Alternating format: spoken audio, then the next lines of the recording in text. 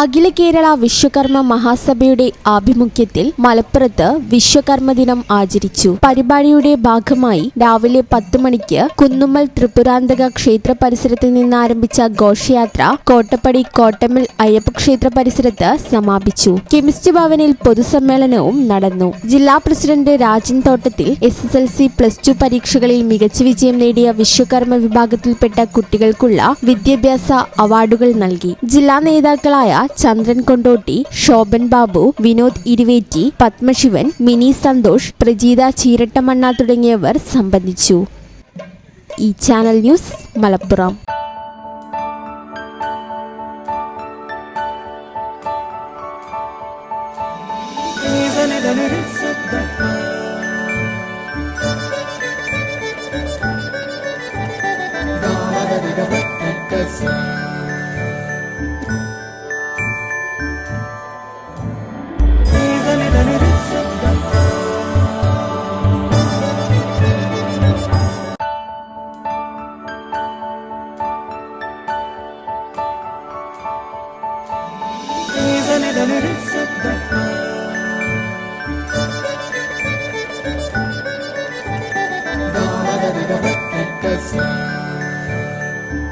Qatar golden diamonds, Calicut road, Valanchery main road, Tanalur.